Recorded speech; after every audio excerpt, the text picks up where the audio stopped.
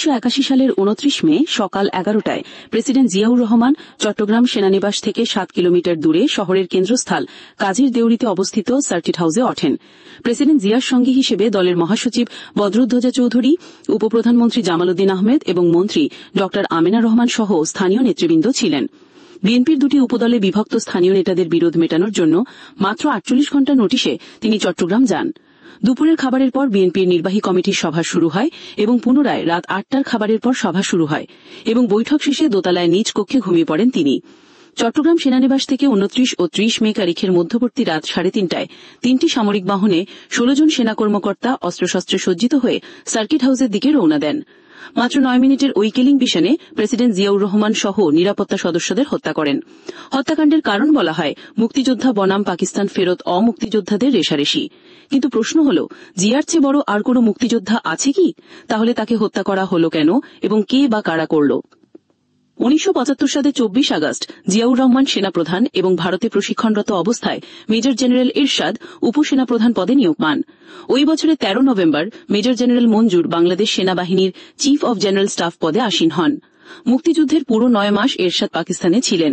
জিয়াউর রহমান ও মঞ্জুর উভয় পাকিস্তান সামরিক academy কাকুলের cadet ছিলেন। বাংলাদেশের মুক্তিযুদ্ধে অংশ নিয়েছেন, ফলে তাদের মধ্যে চমৎকার বন্ধুত্বপূর্ণ সম্পর্ক ছিল। 1973 সালে পাকিস্তান ফেরত অন্য আর্মি অফিসারদের সাথে এরশাদ দেশে ব্যাক করেন এবং 1978 সালের ডিসেম্বর মাসে সেনাপ্রধান হন। মেজর জেনারেল জিয়াউর রহমান 1978 সালের 29 এপ্রিল সেনাপ্রধানের পদ থেকে অবসর নিয়ে 3 জুনে প্রেসিডেন্ট হন।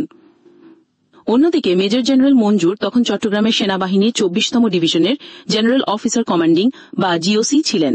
তিনি আশা করেছিলেন যে জিয়া যেহেতু প্রেসিডেন্ট হয়েছেন এবং তার সাথে ব্যক্তিগত সম্পর্ক ভালো, তাই তাকে এবার জিয়া সেনাপ্রধান করবেন। অন্যদিকে মেজর জেনারেল মীর শওকত আলী ছিলেন সিনিয়র এবং সিপাহী জনতার বিপ্লবের সহযাত্রী। জিয়া চেয়েছিলেন আগে জেনারেল শওকত সেনাপ্রধান হোক, পরে জেনারেল মঞ্জুর হবে। এ নিয়ে জেনারেল মঞ্জুর ও শওকতের মাঝে দলডো ও বিরূপ মনোভাবের কারণে জিয়া প্রেসিডেন্ট পদ গ্রহণের পর সেনাবাহিনীর প্রধান পদে নিয়োগ দেন জেনারেল হুসেইন মোহাম্মদ এরশাদকে। এমনকি জিয়া মেজর জেনারেল শওকতকে ঢাকায় রেখে মঞ্জুরকে চট্টগ্রামে জিওসি হিসেবে বদলি করেন। এতে জেনারেল মঞ্জুরের মনে ক্ষোভের সৃষ্টি হয়। প্রেসিডেন্ট জিয়ার উপর জেনারেল মঞ্জুরের ক্ষোভের ইস্যুকে কাজে লাগিয়ে জিয়াকে হত্যার ষড়যন্ত্র করা হয়। কিছু ঘটলে যাতে তার দায় জেনারেল মঞ্জুরের উপরই চাপানো যায়। সেনাবাহিনীতে অত্যন্ত মেধাবী, সাহসী ও চৌকস এবং দেশপ্রেমিক অফিসার হিসেবে জেনারেল মঞ্জুরের সুনাম ছিল। তার আশ্রয় প্রশ্রয় থেকে অবাধ্য ও উদ্ধত আচরণে বলিয়ান হয়েছেন সিনিয়র স্টাফ অফিসার কর্নেল মতি এবং কর্নেল মাহবুব, যিনি আবার জেনারেল মঞ্জুরের শ্যালক। 30 মে এই দুজন অফিসারের নেতৃত্বে সেনা সদস্যরা যখন জিয়ার নিরাপত্তায় নিয়োজিত অফিসার ও সেনা সদস্যদের সাথে গোলাগুলি শুরু করেন, তার এক পর্যায়ে জিয়া তার কক্ষ থেকে বাইরে বেরিয়ে আসেন। তখন কর্নেল মতি ব্রাশ ফায়ার করে প্রেসিডেন্ট জিয়াকে হত্যা করেন। কর্নেল মতি মাহবুব জুটি যে জিয়া হত্যার চেষ্টা করছে তা চট্টগ্রাম সেনানিবাসের সকল সদস্যই জানতেন। কেবল একথা জেনারেল মঞ্জুরের মতো একজন বুদ্ধিমান অফিসার জানতেন না, এটা বোঝার জন্য বিজ্ঞ চিন্তক হওয়ার দরকার নেই। জেনারেল মঞ্জুর যে প্রেসিডেন্ট জিয়াকে অপছন্দ করতেন তা বাংলাদেশ সেনাবাহিনীর সকলেই জানতেন। অজ্ঞাত তৈরি করেছেন মতি মাহবুবদের মতো দানব, যারা হয়তো পারপাস সার্ভ করেছে অন্য কারোর। ঘটনা ঘটতে দেওয়া, দানা বাঁধতে দেওয়ার দায় কি জেনারেল মঞ্জুর এড়াতে পারবেন? সাংবাদিক সালিম সামাদকে তো এই মতি মাহবুবরাই অপহরণ করেছিল। জেনারেল মঞ্জুর কেন এদের থামালেন না? নাকি অন্য কোনো উদ্দেশ্য থাকায় এদেরকে নিয়ন্ত্রণ করেননি? নাকি কর্নেল মতির উপর সেনা সদরে কারো আশীর্বাদ ছিল? এই বিষয়ে সাংবাদিক আনোয়ার কবির তার সশস্ত্র বাহিনীতে গণহত্যা 1975 থেকে 1981 বইয়ের 187 পৃষ্ঠায় লিখেছেন যে প্রেসিডেন্ট জিয়া হত্যাকাণ্ডের দিন কয়েক আগে কর্নেল মতি ঢাকা সেনানিবাসে সেনাপ্রধান এরশাদ সহ অনেকের সাথে কথা বলেছেন। পরবর্তীতে দেখা যায় ওই কর্নেল মতিই কিন্তু জিয়াকে 1-to-1 গুলি করে। সামরিক বিশ্লেষকদের প্রশ্ন, যদি জিয়া হত্যাকাণ্ডে জেনারেল মঞ্জুর জড়িত থাকেন, তবে বিচারের সম্মুখীন না করে কেন তাকে ঢাকা থেকে পাঠানো একজন ব্রিগেডিয়ার দিয়ে ঠান্ডা মাথায় সেনা ব্যারাকে হত্যা করা হলো? সরাসরি কিলিং মিশনে জড়িত কর্নেল মতি মাহবুবদের কে হত্যা করল বা নিজেরাই কেন সুইসাইড করল? অতি দ্রুততার সাথে জেনারেল মঞ্জুর মতি মাহবুবদের হত্যা কি পিছনে জড়িতদের আড়াল করতেই করা হয়? পরবর্তীতে প্রেসিডেন্টের পিএস কর্নেল মাহফুজ ও ব্রিগেডিয়ার মহসিনের ফাঁসি কার্যকর করা কি ছিল অনেক সত্য লুকানোর চেষ্টা? কিছু তথ্য হয়তো সরাসরি কিলিং মিশনে অংশ নেওয়া যাবজ্জীবন কারাদণ্ডপ্রাপ্ত লেফটেন্যান্ট মোস্তেউদ্দিন বেঁচে থাকলে দিতে পারেন। মুক্তিযুদ্ধে দেশের ভিতর থেকে যেসব আর্মি অফিসার যুদ্ধ করেছেন, দেশ স্বাধীন হবার পর তাদেরকে 2 বছরের সিনিয়রিটি প্রদান করা হয়। ফলে পাকিস্তান ফেরত অনেক আর্মি অফিসার বয়সে সিনিয়র ও প্রফেশনাল থাকা সত্ত্বেও জুনিয়র হয়ে পড়েন। বস্তুত মুক্তিযোদ্ধা অফিসারদের মধ্যে এই নিয়ে দ্বন্দ্ব শুরু হয়। মুক্তিযোদ্ধারা সব ক্ষেত্রে প্রায়োরিটি চেয়েছেন, কিন্তু বাস্তবতা হল পাকিস্তান ফেরত অফিসারদের মধ্য থেকেও দায়িত্ব দিতে হতো। পেশাগত অভিজ্ঞতা ও যোদ্ধাভিজ্ঞতা অভিজ্ঞতা একটি অন্যটি সমকক্ষ নয়, তাই ঢালাওভাবে অমুক্তিযোদ্ধাদের গুরুত্বপূর্ণ দায়িত্ব দেওয়ার বিরোধিতা করা বা সর্বদা মুক্তিযোদ্ধাদের গুরুত্বপূর্ণ দায়িত্ব দেওয়ার দাবি অযৌক্তিক। মেজর হাফিজ তার বইয়ে স্বীকার করেছেন যে মুক্তিযোদ্ধা সবাই নয়, অনেক নিয়মিত সেনা সদস্যের মননে প্রফেশনাল আচরণে তীব্র পরিবর্তন নিয়ে আসে, যেখানে তারা দেশের বিভিন্ন গুরুত্বপূর্ণ ইস্যুতে নিজেদের মতামত দেওয়া প্রয়োজনীয় মনে করতেন।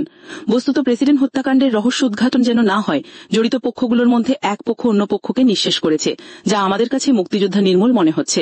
এই প্রসঙ্গে ব্যারিস্টার মওদুদ আহমেদের বক্তব্যটি পরিষ্কার, দুই পক্ষই তার পতন চেয়েছে, এক পক্ষ কাজটা করেছে, লাভ গেছে অন্য পক্ষের ঘরে।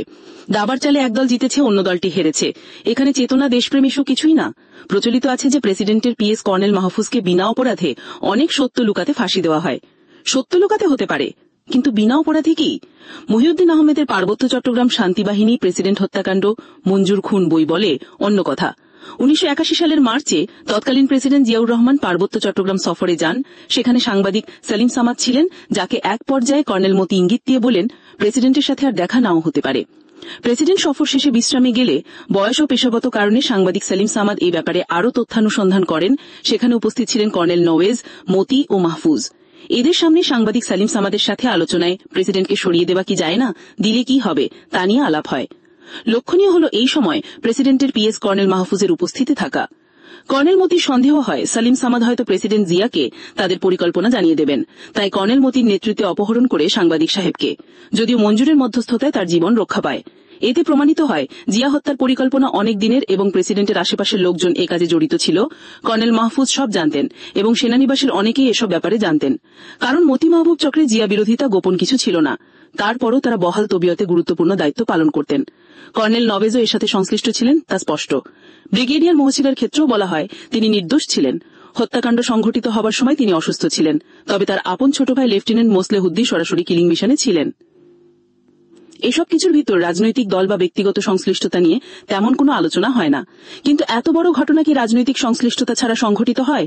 75-এ রাজনৈতিক দল ও ব্যক্তির সংশ্লিষ্টতা লেগেছে সামরিক কর্মকাণ্ডকে চূড়ান্ত পরিণাম ও স্থিরতা দিতে। 81-র প্রেক্ষাপট যদিও ভিন্ন ছিল, যেখানে মূলধারার রাজনৈতিক দল বা সংগঠনগুলো দুর্বল ছিল, তারপরও বিদ্রোহ পরবর্তী পক্ষে বিপক্ষে টানাটানির খেলায় নিজেদের শক্তিমত্তা দেখাতে রাজনৈতিক সংগঠন বা ব্যক্তিদের জড়িত করাই স্বাভাবিক।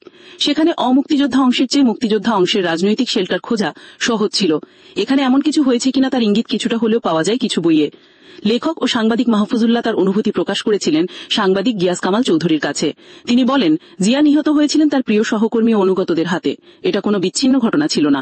অন্যদিকে জিয়ার মৃত্যু নিয়ে তার অন্যতম রাজনৈতিক সহযোগী ব্যারিস্টার মওদুদকে উদ্ধৃত করে গবেষক মহিউদ্দিন আহমেদ লিখেছেন, যাদের উপর জিয়া বেশি নির্ভর করেছিলেন তারা যদি তাদের আনুগত্য বজায় রাখতেন, তাহলে জিয়ার এইরকম মার্মিক পরিণতি হতো না। জিয়ার সফর সঙ্গে ছিলেন বি চৌধুরী, নাজমুল হুদা, ড আমিনা রহমান ও সরওয়ারি রহমান।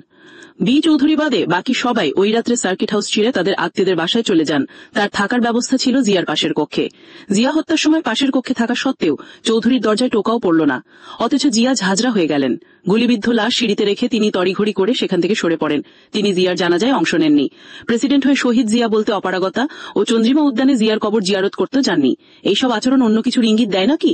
প্রেসিডেন্ট জিয়াউর রহমানের সেই মাল্টিফ্যাক্টোরিয়াল হত্যাকাণ্ডটির সাথে জড়িত খুনিদের ইতিহাস কার প্রয়োজনেই বের করবে?